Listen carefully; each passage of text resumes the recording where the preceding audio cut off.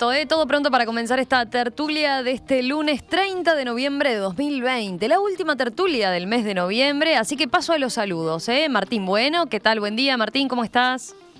Buen día, Romina. Buen día a todos. Pablo Carrasco, ¿cómo andás, Pablo? Buen día, Romina. Muy bien. Un saludo a todos.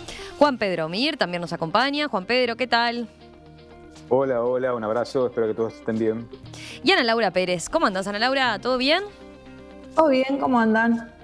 Muy bien, bueno, prontos para conversar. Hay un tema que, bueno, parece cantado, ¿no?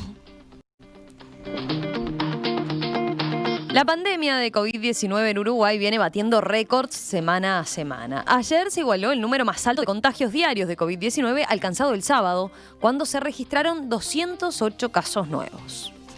La cantidad de personas cursando la enfermedad superó la barrera de las 1000 la semana pasada y actualmente está en 1373 casos activos. En ese contexto, varios expertos vienen advirtiendo que la mortalidad irá en aumento.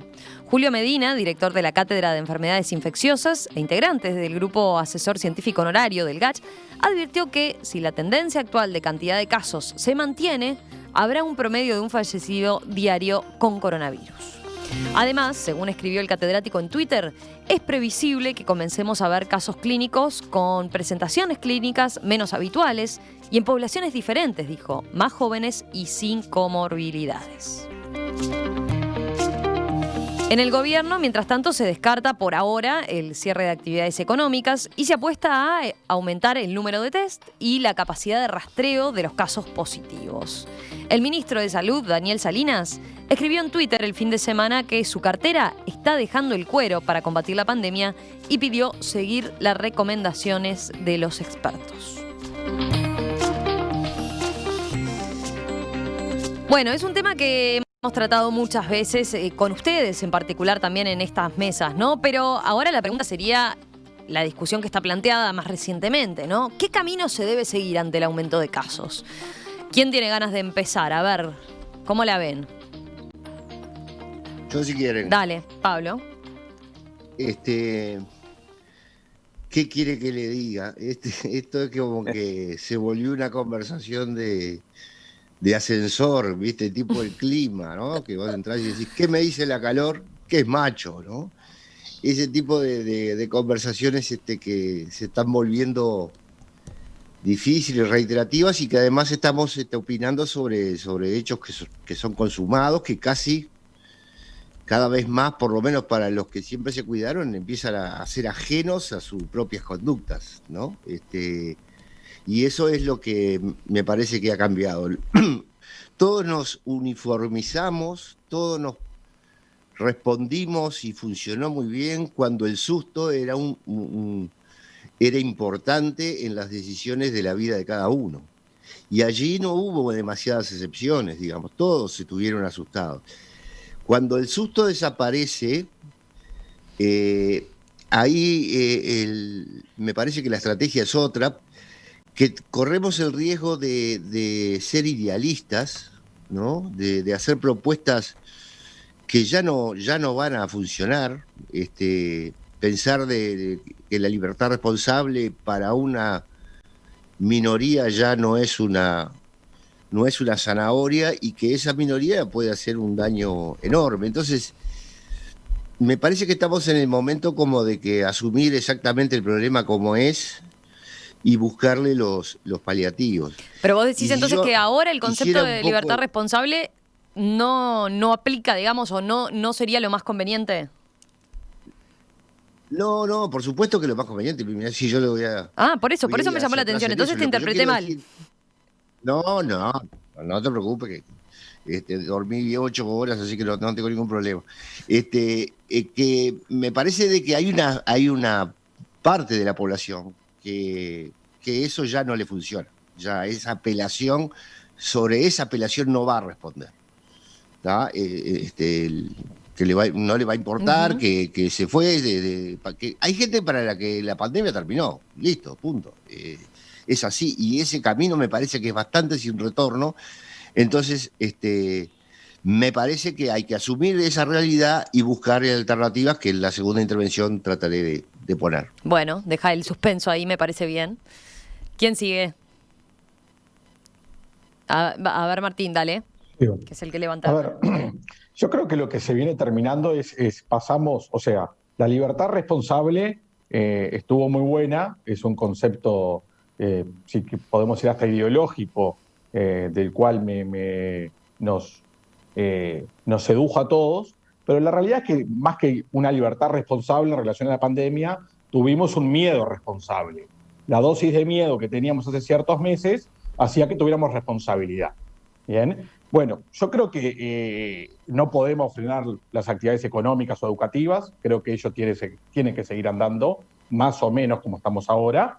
Sí creo que el gobierno puede hacer algo que hoy no está haciendo, que es aumentar la dosis por un lado, de educación y de comunicación, y por otro lado, la dosis de miedo en el sentido estricto de tenemos que provocarle a la gente que tenga miedo, ¿bien? Porque aparte estamos en un momento que hace calor, que las pautas culturales cambian, y entonces es muy difícil que algo que es intangible, que no lo vemos, que no es algo masivo, nos dé miedo, ¿bien? Recién comentaba, o sea, las dosis diarias de conferencia de prensa transmitían miedo. Bien, hoy no tenemos ninguna conferencia de prensa. Bueno, capaz que no sé si son conferencias de prensa, pero tiene que venir un aparato comunicacional muy fuerte para empezar a cuidarnos un poco más. Bien, y otra cosa, por ejemplo, campañas publicitarias en el sentido profesional, no hay. O sea, el gobierno debería lanzar algunas campañas publicitarias en el sentido profesional, de minutos de radio, minutos de televisión, de vía pública, respecto a esta temática. Porque la alternativa a la educación y aumentar el foco que tenemos en este tema es frenar la economía, frenar a la educación, y me parece que eso no ha dado ni siquiera y los resultados en el mundo entero. Entonces me parece que es un tema de ayudarnos todos, a que todos seamos mucho más conscientes que tenemos que cuidarnos más. Y va un poco por ahí. Ana Laura.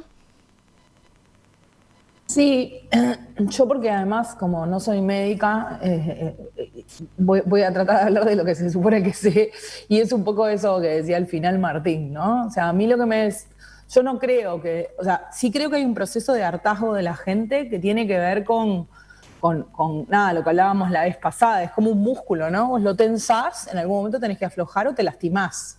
Entonces, por un lado es normal esto que está pasando, por otro lado yo creo que, nada, a mí me sorprende la estrategia comunicacional del gobierno, todo lo buena que fue al principio, todo lo buena que fue, digamos, en la mitad.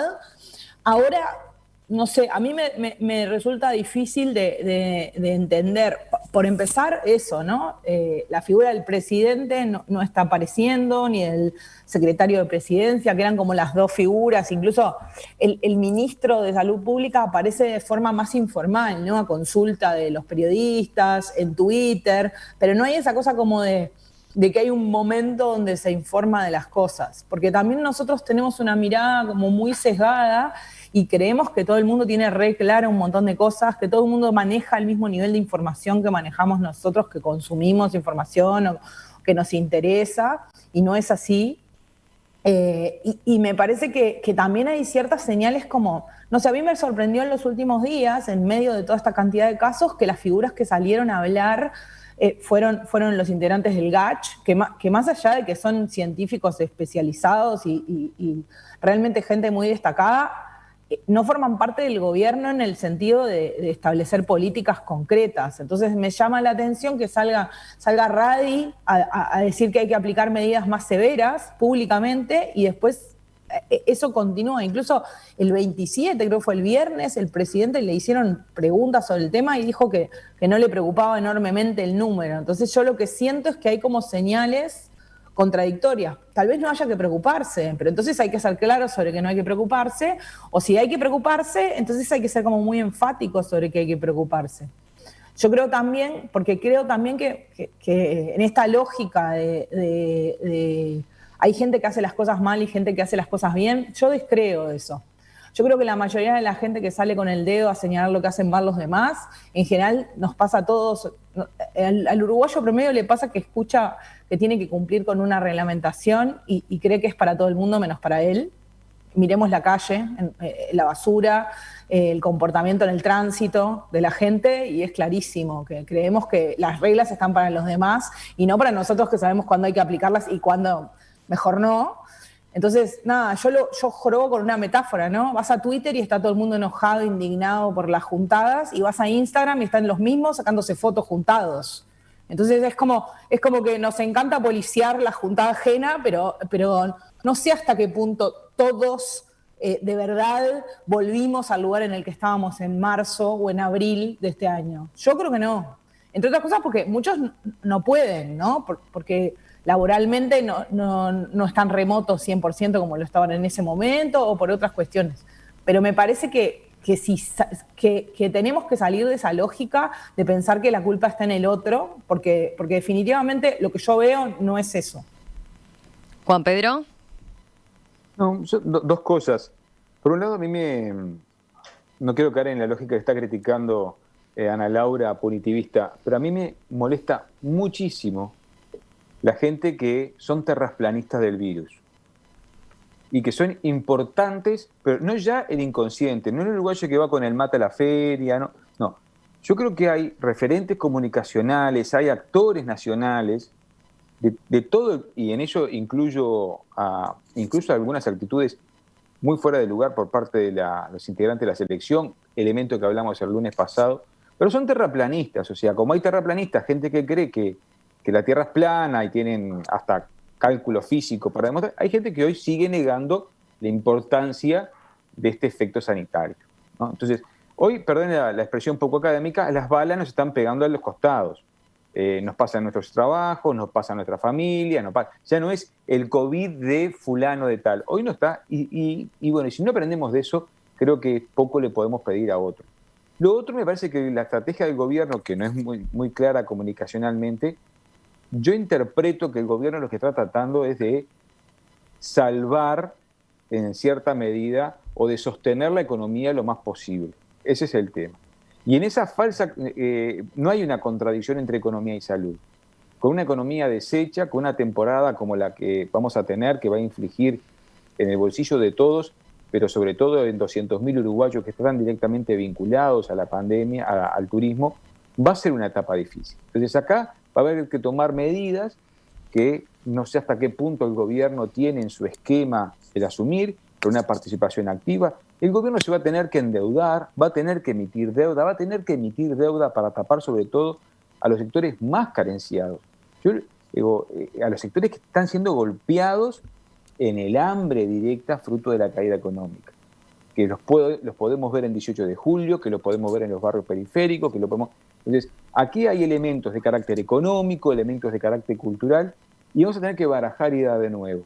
Se tiene que reconstruir la alianza. Es muy bueno el mensaje del Parlamento Nacional, volver con referentes sociales que se pongan esto al hombro, volver y trabajar, y tomo lo de Martín. Hay dos áreas que no se pueden suspender, es más, a condición de que mis colegas me quieran hacer un linchamiento público, las escuelas tendrían que empezar antes el año que viene.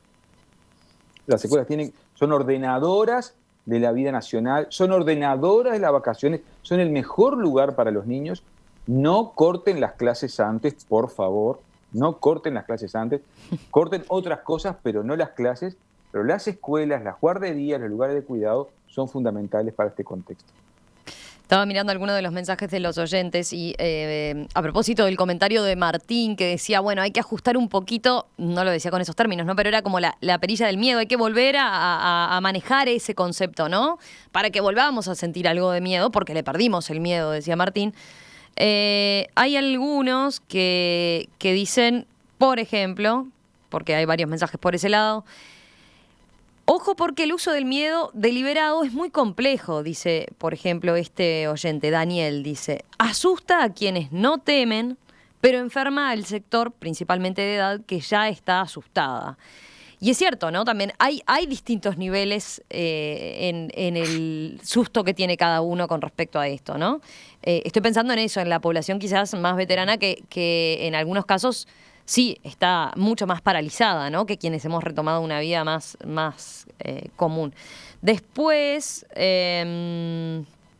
a ver, perdí el otro mensaje que estaba. Parece fuerte querer usar el miedo para concientizar. Eso hacen los regímenes totalitarios y no debiera estar sobre la mesa aspectos como ese. Pero bueno, les pregunto ahora, a ver, ¿cómo seguimos entonces? ¿Qué se debería hacer, Pablo? Vos habías dejado así como puntitos suspensivos de qué entendés que se debe hacer en este momento en particular. ¿Cuál debería ser la medida? Decían, bueno, fortalecer la parte de comunicación. También es cierto algo que señalaba Juan Pedro, ¿no? Está habiendo como actores por distintos lados, porque tenemos un presidente que es cierto que sigue haciendo comentarios, pero no en esas conferencias de prensa que ustedes marcaban, pero un ministro Salinas que sí está más presente, ¿no? Y sí está con un mensaje más claro quizás, y ahí como jugando en esos dos niveles, ¿no? Un presidente que está procurando quizás cuidar más un poco el aspecto económico que señalaba Juan Pedro, y por otro lado, un ministro de Salud que claramente está preocupado hasta con estas expresiones que utilizó en estos últimos días, ¿no?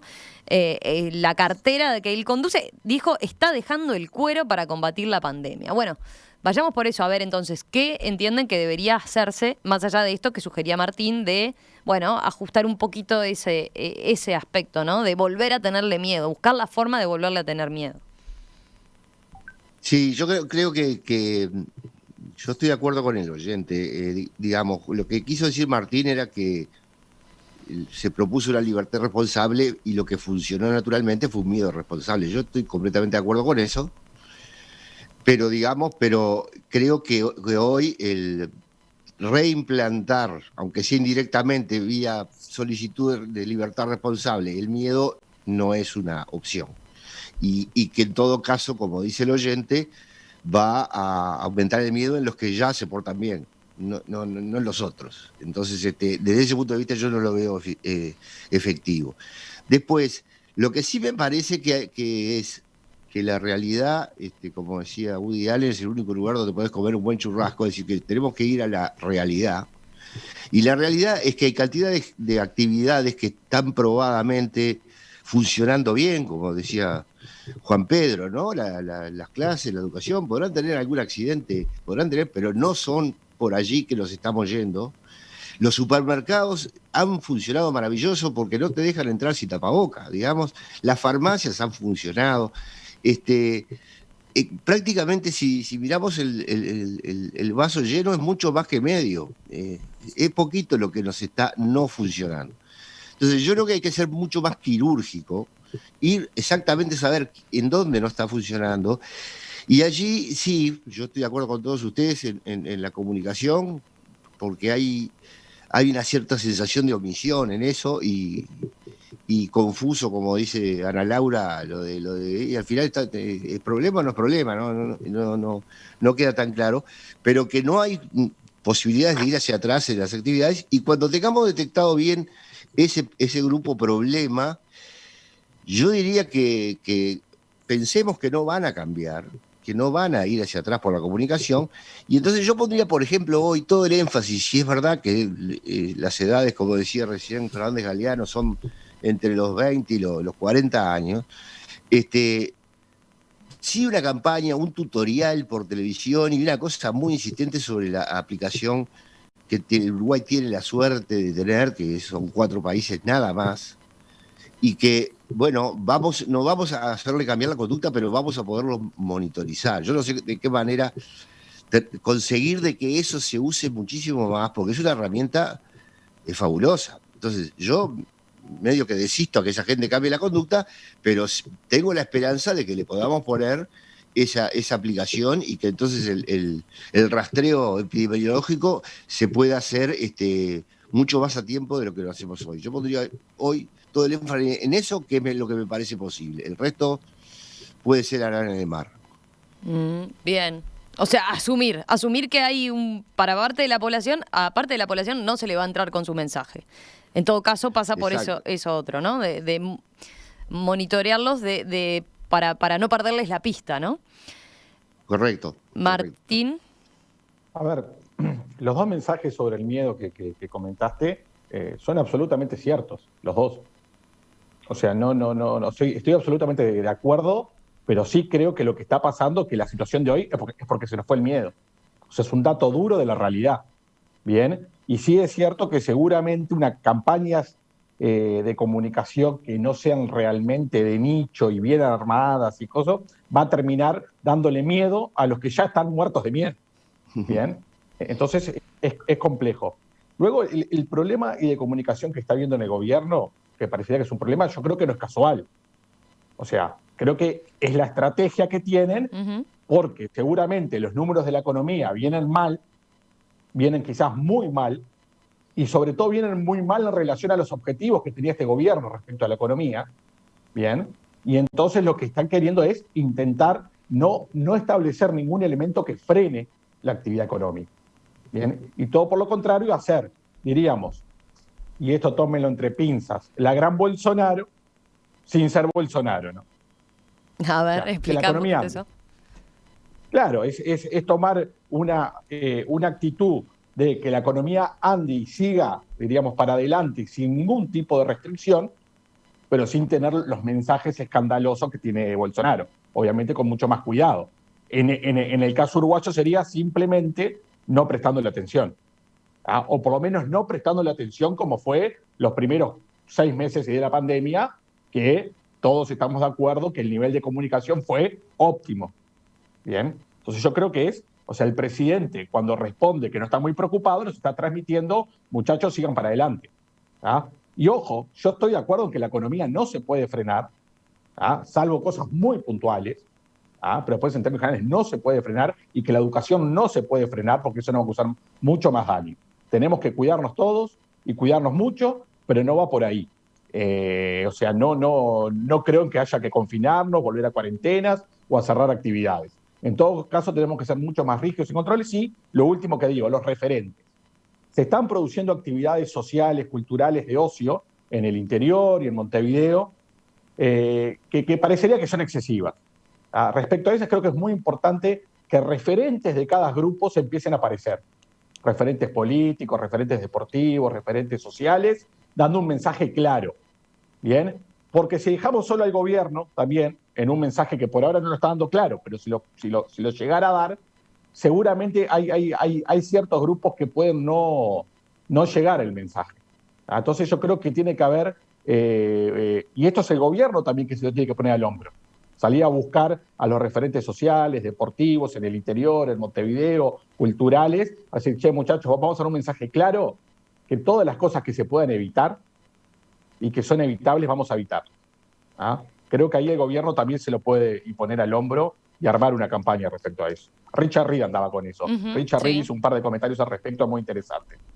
Sí, planteó a propósito de cómo fiscalizar, digamos, sobre todo que se fuera por referentes, sí, de apelar a, por ejemplo, incluso enfermeros, médicos que fueran a ese tipo de juntadas que se hace con aglomeración de gente y que trataran de ser ellos quienes persuadieran, ¿no? Esa era un poco la idea de Richard Reed, más allá de que salió a pedir que, por ejemplo, los sindicatos jugaran su partido, ¿no? En esto de hacer respetar los protocolos y las medidas sanitarias.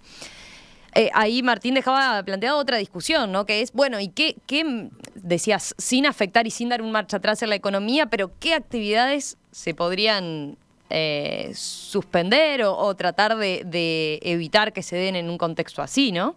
Porque ahí se larga toda otra discusión. Hoy más temprano lo hablábamos con el referente de la asociación de Candombe, ¿no? De cómo, bueno, para ellos era una actividad importante y por qué defendían entonces hacerla con protocolos en detrimento de las otras, ¿no? Las otras cuerdas de tambores. Un ejemplo muy puntual, que algo que a mí me parece absolutamente excesivo, que hoy está en todos lados. En los clubes deportivos, a mí me parece bien que se haga deporte. En los clubes deportivos, en espacios cerrados, hay clases de spinning. O sea, hay 20 personas en un ambiente cerrado, andando en bicicleta, respirando fuerte. O sea, eso parece absolutamente excesivo. Bien, si ahí hay una persona de que tenga coronavirus, seguramente los demás se contagien. Entonces, 1 hora en un espacio cerrado haciendo ejercicio fuerte. Bien, parecería que esas cosas no deberían estar pasando. Yo digo cosas puntuales. Hay cosas puntuales que se pueden recortar, seguramente. Que se pueden ajustar. Bien, Ana, dale. Sí, a ver, dos cosas. Yo tampoco creo que es casual la estrategia. Creo que es una estrategia de policía malo, policía bueno, digamos, es una estrategia comunicacional bastante. El problema es que el policía bueno es el presidente de la República y el malo es el ministro. O sea, en realidad no están en el mismo rango. Ese es el problema. O sea, ahí empieza el problema, ¿no? Yo entiendo que hay una idea de que no se puede parar la economía, pero por otro lado es un poco raro. De nuevo, sale Radi a decir lo que dijo, sale Paganini a decir que la tasa de positividad tiene que estar por debajo del 3%, que los países donde las cosas salieron bien siempre se mantuvo o se cuidó mantener la tasa de positividad por debajo del 3%. En Montevideo la tasa de positividad es 5% en este momento y en el global estuvo toda esta semana por arriba del 4%. Entonces yo veo eso, escucho lo otro y digo, no entiendo, ¿qué toca hacer? ¿Me preocupo, no me preocupo? ¿Sí? O sea, me parece que ahí hay un tema que será adrede, pero es confuso. Y la confusión, digamos, si uno está cansado y está podrido de ponerse el tapabocas y de no abrazar y no besar gente, o está podrido de no ir a cumpleaños y está podrido de todo y hay confusión y es difícil. El autocontrol es difícil para todo el mundo. Primero eso. Y segundo, sí, o sea, a mí lo que digamos, me parece es que yo coincido en que el miedo no es el camino, también coincido en que nos falta un susto, lo dije la otra vez, creo que es la manera en la que nos movemos. O sea, incluso si uno piensa en sus casos personales, en sus momentos de susto, están asociados a eso que decía, a estas balas, de tener balas cerca, ¿no? Todos hemos tenido capaz algún episodio más o menos cercano y ahí como que retomás, ¿no? La obsesión por el lavado de manos y todas esas cosas que uno va como levemente aflojando. Yo quería decir en esta parte una cosa que leí que me preocupa en línea con lo que decía Juan Pedro, que leí que está bueno, como algo bueno, que están terminando las clases y que eso va a eliminar un foco. Yo creo que al revés, yo creo que la educación ordena y que todos esos niños yendo a las casas de los abuelos, porque muchos no tenemos con quién dejarlos, yendo a las casas de los amigos, yendo a clubes, yendo a yendo y viniendo, por más que los niños y los adolescentes no son grandes contagiadores, esa parte la superamos, de todos modos eso desordena y obliga a los padres a situaciones de desorden y de manejo de ese desorden. O sea, se vienen meses complicados donde encima el autocontrol es más complejo todavía si tú tenés que cumplir con una vida laboral y ver dónde dejás a tu niño o niños. Me parece que se vienen momentos complejos en ese aspecto también, que es una cosa que durante gran parte de la pandemia no se consideró, y es el estrés que muchas familias vienen teniendo en términos de su logística y su día a día y su vida, y la culpa que supone dejar niños en la casa de sus abuelos, que son poblaciones de riesgo, y cuando no tenés más remedio que hacer eso, ¿no? Y me parece que ese es todo un tema que viene ahora. Juan Pedro. Sí, recién un amigo me comentaba por el WhatsApp que está escuchando, Gustavo, me decía, Juan Pedro, no te olvides que mi hijo sigue yendo 2 veces por día a la escuela. O sea, también hay una diferencia muy grande y este gobierno que ha hecho en el tema de la pandemia cosas muy interesantes y siempre decimos, somos el único país que tiene clases presenciales, uno no visualiza que al menos con un conjunto de profesionales no estamos en la misma sintonía a la hora de hacer efectiva la asistencia de todos los niños, todo el horario de los centros escolares. Y acá hay una diferencia muy grande que tiene que ver con la educación pública y la privada y que tiene que ver también con los sectores sociales a que atiende la educación pública. No es lo mismo la situación de los niños que están teniendo una vinculación entre un 40-50% en las escuelas de sectores medios y escuelas de tiempo completo, y las escuelas de sectores excluidos andan entre un 25 y un 30% del vínculo con las escuelas. Y no hablo de secundaria, que ahí la situación ya es dramática. En enseñanza técnica, los jóvenes han prácticamente abandonado la enseñanza técnica en nuestro país. Me refiero al auto. Entonces, yo creo que esta es una mirada para el 2021. Sé que estamos en restricciones económicas, pero yo creo que es un momento de cuando se planteó el fondo coronavirus, cuando se planteó, estamos en medio no sabemos el final del túnel. Dicen, llegamos al 60%. Yo no lo sé, Yo creo que esto es un maratón, nos va a acompañar 2020, nos va a acompañar el 2021 y seguramente parte de 2022. Entonces, si nuestros abuelos, perdón que insista, se salvaron de los campos de concentración, enfrentaron guerras civiles, soportaron la dictadura, si nuestra generación no es capaz de prever esto, de manejarlo, de llevarlo adelante, habla muy mal de nosotros. Y creo que cuando el mayor problema es usar un tapaboca y tener distanciamiento social, que me perdone el señor del candombe, que me perdonen los señores que están, que me perdonen.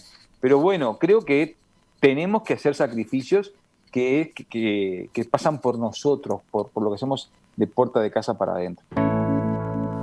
Como siempre que abordamos este tema, hay muchos mensajes. Ahora después, en todo caso, elegimos un par, pero seguimos porque hay otros temas también en la agenda, ¿no?, de los que ocuparse.